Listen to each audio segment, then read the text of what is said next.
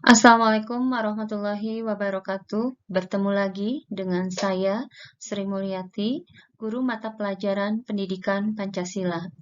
Kali ini saya akan memaparkan materi yang berjudul Perlindungan dan Penegakan Hukum di Indonesia bagian ke-1.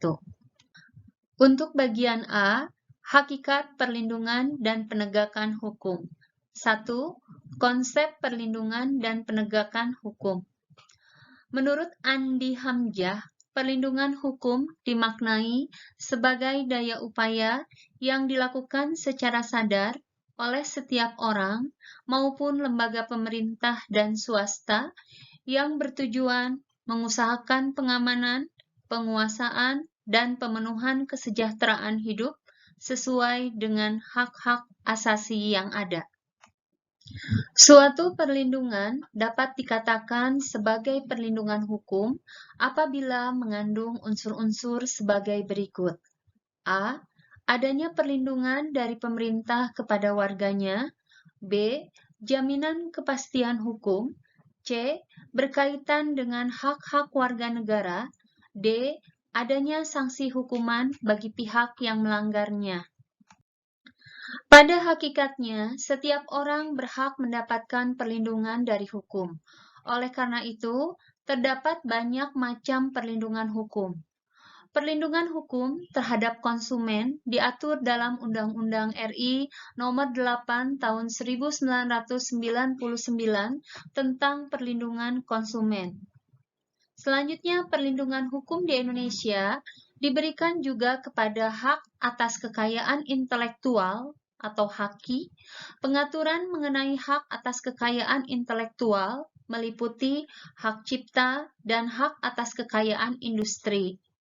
Pengaturan mengenai hak atas kekayaan intelektual tersebut telah dituangkan dalam sejumlah peraturan perundang-undangan seperti Undang-Undang Nomor 28 Tahun 2014 tentang Hak Cipta.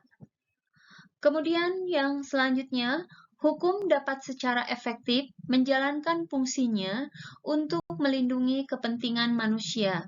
Apabila ditegakkan, dengan kata lain, perlindungan hukum dapat terwujud apabila proses penegakan hukum dilaksanakan.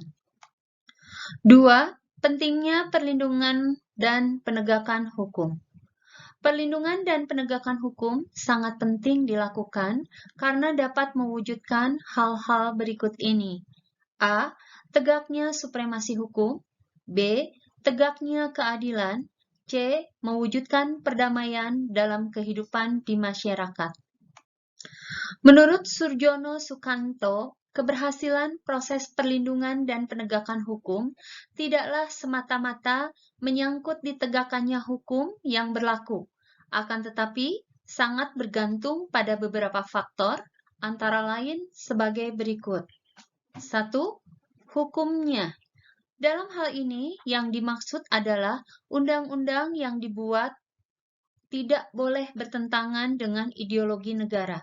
Kedua, penegak hukum, yakni pihak-pihak yang secara langsung terlibat dalam bidang penegakan hukum. 3. Masyarakat, yakni masyarakat lingkungan di mana hukum tersebut berlaku atau diterapkan. 4. Sarana atau fasilitas yang mendukung penegakan hukum.